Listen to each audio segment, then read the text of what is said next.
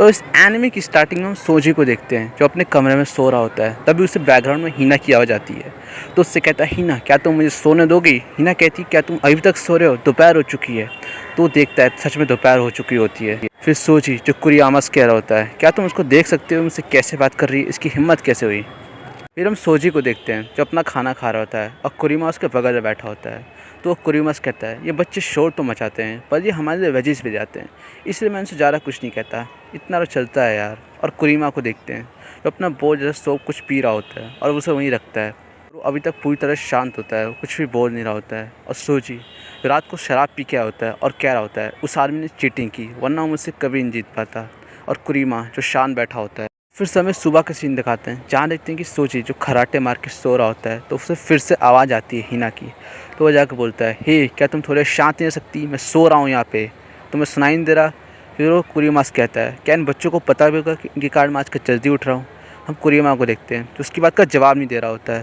फिर सोची उससे कहता है, हे अगर तुम किससे कुछ पूछ लोगे कि तुम कैसी हो, तुम्हारे दिल में क्या चल रहा है, क्या तुम्हारा कुछ चला जाएगा? क्या तुम्हें उसमें मौत आ जाएगी? फिर हम कुरिमा को देखते हैं, उसकी तरफ पीछे मुड़ के बोलता है, क्या तुम मुझसे बात कर रहे हो? सोजी कहता है, नहीं, यहाँ पे एक भूत है, मैं उससे बात कर रहा हूँ। ऑफ कोर्स मैं तुमसे ही बात कर रहा हूँ। फिर कुरिमा उससे कहता है, मुझे लगा कि मैं तुम्हें डिस्टर्ब ना करूँ, इसलिए मैं तुमसे बात नहीं कर रहा हूँ। फिर सोजी कहता है, कम ऑन यार, हम एक ही कमरे में रहते हैं, हम किसी जेल में नहीं रहते जो हम एक दूसरे से बात नहीं कर सकते हैं। फिर वो बाहर देख के बोलता है, आज मौसम कितना अच्छा है, क्या तुम्हें नहीं लगता कि समुराई को भी बाहर घूमना चाहिए? क्या समुराई लोग कहीं बाहर नहीं घूमते, मज़े नहीं करते? कुरिमा उससे कहता है, ऐसी बात नहीं है, पर मेरे पास पैसे नहीं है। सोजी उससे कहता है, तुम्हें जो इनाम मिला था गोल्ड मेडल, उसका क्या हुआ? कुरिमा बोलता है, मैंने उसका एक डेस्क खरीद दिया। सोजी उस डेस्क की तरफ हैरानी से बोलता है, तुमने सारे पैसे इस डेस्क में बर्बाद कर दिए? बोलता है, हाँ, तुम तो पैसे खर्च करने के काबिल भी नहीं हो। फिर सोजी एक कार्ड निकालता है, उससे बोलता है, ठीक है चलो हम बाहर घूमने जा रहे हैं। फिर कुरिमा उससे कहता है, मैंने तुम्हें कहा ना बस पैसे नहीं हैं। फिर सोजी कहता है, हम इसी से बाहर जा रहे हैं ताकि हम तुम्हारे लिए बेरोज़गार ढूंढ सकें। फिर वो कहता है, यार पता नहीं हमारा चबाया हुआ सोना कब मिलेगा। और फिर सोजी एक कार्ड निकालता है, उससे कहता है, दिखाते हुए कहता है, देखो तुम्हारे तो लकी कार्ड है, चलो हम बाहर चलते हैं। फिर नेक्स्ट सीन में फिर से सोची को दिखाते हैं जो नियो को सारी सच्चाई बता रहा होता है। तो नियो उसकी बात सुन के उस पर हंस रही होती है। वो कहती है जो खुद बेरोजगार है वो दूसरों को काम दिलाने चला है। सोची उससे कह रहा है, तुम चुप करो, मैंने सोच लिया है कि मैं अपनी सारी ज़िंदगी सट्टे से खेलने वाला हूँ और सट्टे से चलने वाला हूँ। फिर नियो उससे कह रहा है, ठीक है तो बताओ तुम्हारा आज का लक कैसा गया? सोची कहता है, सही कहूँ तो पहले मैंने उसको डॉक्टर के यहाँ छोड़ा। फिर मैं डॉक्टर के यहाँ का सीन दिखाते हैं, हमें उसका घर दिखाते हैं जहाँ डॉक्टर एक पेशेंट का इलाज कर रहा होता है। तो उससे कहता है, डॉक्टर आप मुझे गोली जिससे मैं दर्द ना हो। तो कहता है, मैं डॉक्टर हूँ, कोई जादूगर नहीं, मैं तुम्हारा दर्द गायब कर दूंगा, तुम बस शांति से बैठे रहो, सब कुछ ठीक होगा और तुम्हें कुछ नहीं होगा। हमें कुछ बच्चों को दिखाते हैं जो डॉक्टर का इलाज देख रहे होते हैं और वो देख के उसे डर जाते हैं। फिर हमें एक लेडी को दिखाते हैं, डॉक्टर घर आई होती है और उससे कहती है, टेपा क्या तुम अभी भी इलाज करने में बिजी हो? डॉक्टर से कहता है, हाँ मैं भी इलाज करने में बिजी हूँ। उससे कह रहा है, तुम्हारा कैसे आना हुआ? तो बताते हैं कि जब मेरे पिताजी को सर्दी लग गई थी तब तुमने उनकी बहुत सेवा की थी, इसलिए मैं तुम्हें उसके बदले कुछ देने आई हूँ। डॉक्टर उसे थैंक्स कहते हुए कहता है, तुम काफ़ी दयावान हो। उससे कहती है, ऐसी बात नहीं है, नागासाकी में तुम एक ऐसे डॉक्टर हो जो पैसों के बदले ऐसी चीज़ें देता है, वरना तो ऐसा कोई डॉक्टर नहीं है, वो सब पैसे देते हैं। फिर टेपा उससे बोलता है, तुम्हारा यहाँ कैसे आना हुआ? क्या कोई इंटरेस्टिंग बात है जो तुम यहाँ मुझसे कहने आई हो? जो कहती है, हाँ डॉक्टर, तुमने सुना ही होगा कि 700वां मर्डर हो गया उसके मजिस्ट्रेट ऑफिस में। सब कहते हैं कि वो बीमार होकर मरा है, पर मुझे नहीं लगता, मुझे लगता है उसे किसी ने समुराई ने मारा है। देखते हैं कि वो उसे चाय दे रहा होता है तो वो देखते हैं कि वो कुरिमा होता है, तो उसे देख के डर जाती है।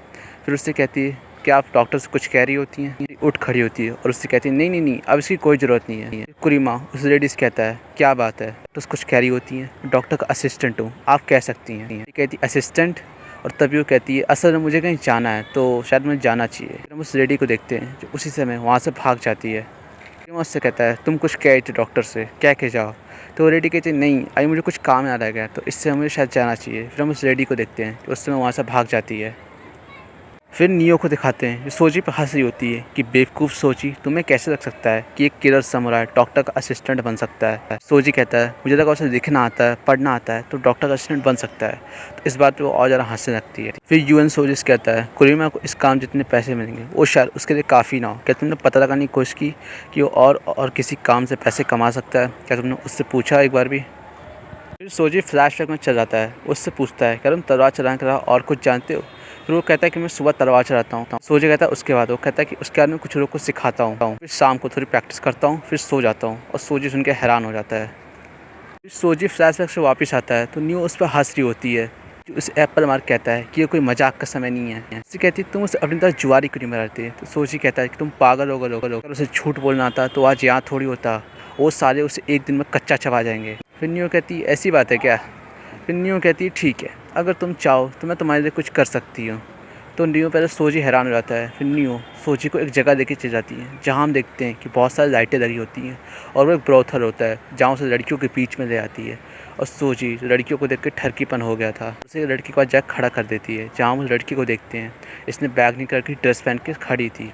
और सोजी उसे गंदी निगाहों से उसके पास बढ़ रहा था और उससे कहता है हे लेडी, क्या तुम थोड़ा पलट के दिखाओगी।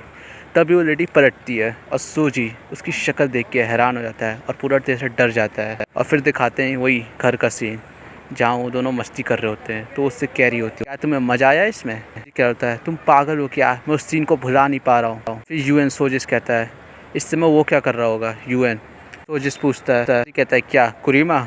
सोजी फिर से फ्लैशबैक में चलाता है जहाँ कुरियामा क्या होता है, क्या तुम्हें याद है कि तुम्हें बॉस ने एक चीज़ दी थी, अगर हम उसे बेचे हमें उसके काफ़ी अच्छे पैसे मिल सकते हैं। तो कुरियामा उस बॉल को दिखाते हुए कहता है क्या तुम उस बॉल की बात कर रहे हो, इसमें थोड़े से डिज़ाइन बना हुआ है, इसके बदले में क्या पैसे मिलेंगे। सोजी कहता है क्या तुम्हें पता नहीं है ये चीज़ कितनी कीमती है, तुम्हें पता नहीं है क्या यूएन कितना फेमस है इन चीज़ों के लिए, हम इसे बेचने जाएँ इससे हमें काफ़ी तगड़े पैसे मिल सकते हैं।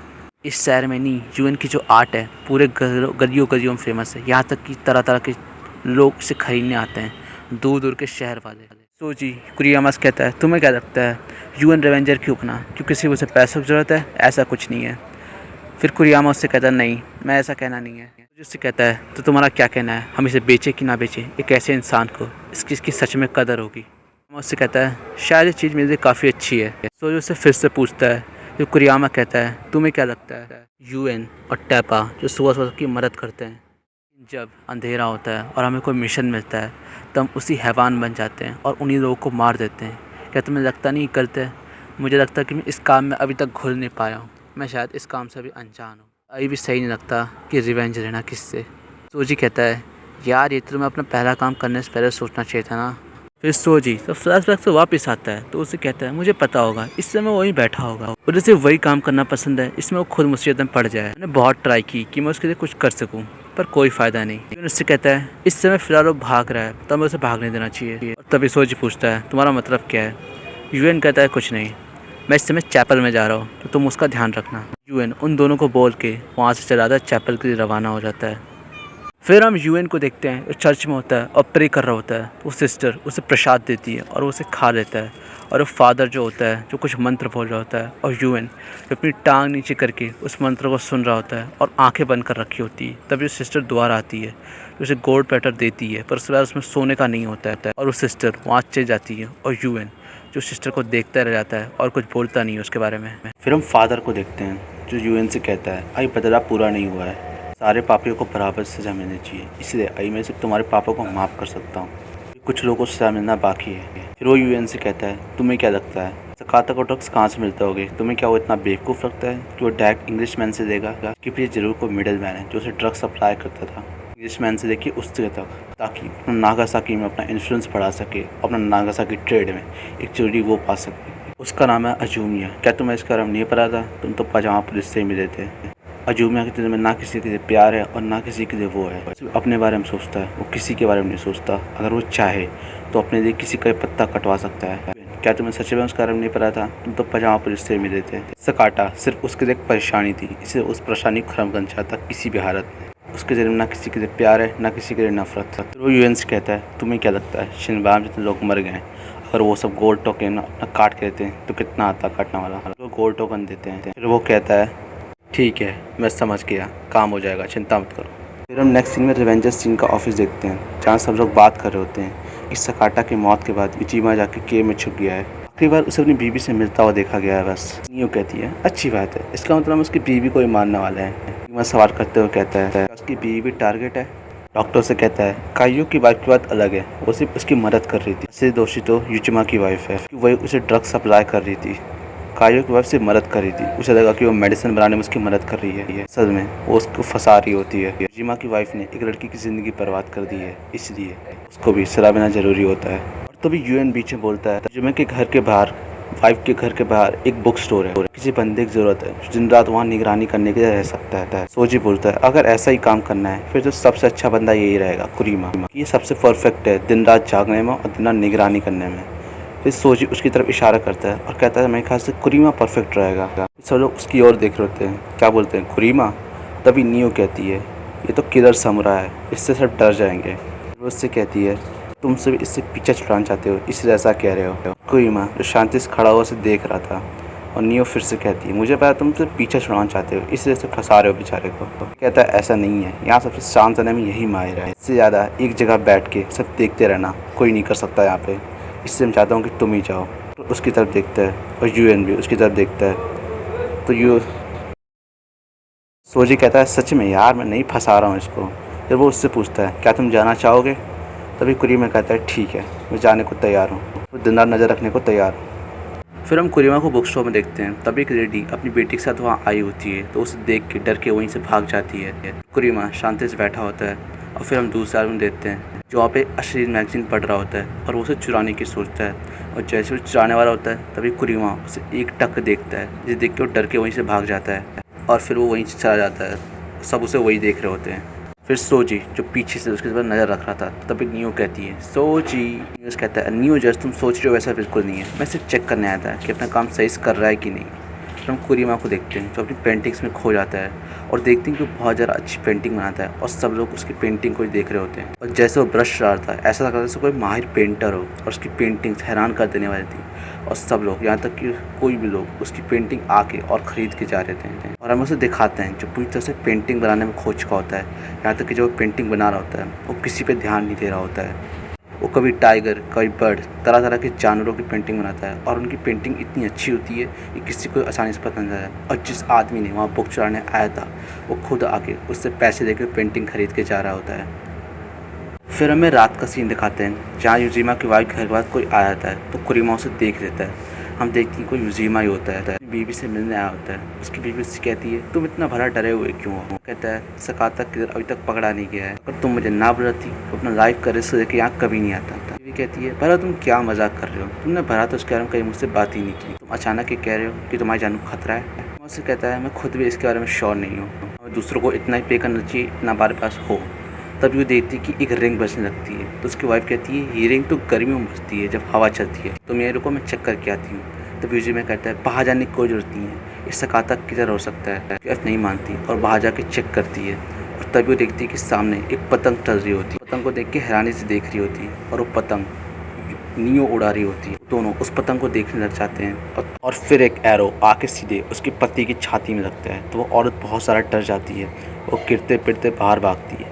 फिर हम डॉक्टर को देखते हैं जिसने बड़ा सा एरो मारा होता है और फिर हम देखते हैं कि वो ऐसे कर रहा होता है। और तभी नियो को देखते हैं जो पतंग उड़ा रही होती है, छत के ऊपर बैठी होती है। फिर हम उस लेडी को देखते हैं जो गिरते पिटते बाहर भाग रही थी और कह रही थी कोई मेरी मदद करो, कोई मेरी मदद करो। वो बाहर यूएन से टकरा जाती है और उसकी छाती पकड़ के बोलती है तुम्हें मेरी मदद करनी पड़ेगी। एक बड़ा सा एरो आके सीधे मेरे पति के लगा और उसी समय मौत हो गई उसकी। यूएन कहता है ऐसा है क्या, इसके सामने तो कुछ भी नहीं है जो तुमने अफीम बेच के लोगों की ज़िंदगी बर्बाद की, उनकी ज़िंदगी तबाह की। जो औरत उसे हैरानी से देखने लगती है और उसकी तरफ से पीछे हट जाती है और कहती है मुझे नहीं पता तुम क्या बात कर रहे हो। और फिर हम यूएन को देखते हैं जो अपना गोल्ड पैटर निकालता है और उस लेडी के मुंह में मार देता है। उस लेडी का फेस उस गोल्ड पैटर से कवर हो जाता है और फिर यूएन जो अपनी आधी शर्ट निकाल देता है और गॉड उसके निशान बना होता है, उसे बैठ के प्रे करने लगता है। और वो लेडी उस गोल्ड प्लेटर के जकड़ने के कारण वहीं मरने लगती है और उसकी पूरी सांस फूलने लगती है। और यूएन शांति से प्रे कर रहा होता है और धीरे धीरे गोल्ड प्लेटर उस लेडी की सांस दबा रहा होता है। यूएन को देखते हैं चुपचाप प्रे कर रहा होता है, उसे कोई फ़र्क नहीं पड़ रहा होता है और इस समय उस लेडी की मौत हो जाती है गोल्ड प्लेटर के निकलने के कारण। फिर समय नेक्स्ट सीन दिखाते हैं जहाँ दुकानदार वापस आ गया होता है तो वो कुरीमा को उसके पैसे देते रहते हैं। उससे कहता है ये तो बहुत ज़्यादा है, इतनी हमारी बात हुई थी। दुकानदार कहता है नहीं तुम इसको डिजर्व करते हो, जिस हिसाब से मेरी दुकान का ध्यान रखा है तुमने इस दुकान को बिल्कुल नया बना दिया। वो कहती है जरा भाव मत खाओ, तुम्हें पैसे दे दो, तुम इसको डिजर्व करते हो, सच में अच्छा काम किया है। फिर कुरीमा कहता है क्या मैंने सच में अच्छा काम किया है। हम उस दुकानदार को देखते हैं जो कुरीमा की पेंटिंग देने लगता है। उससे कहता है क्या ऐसे तुमने बनाई है।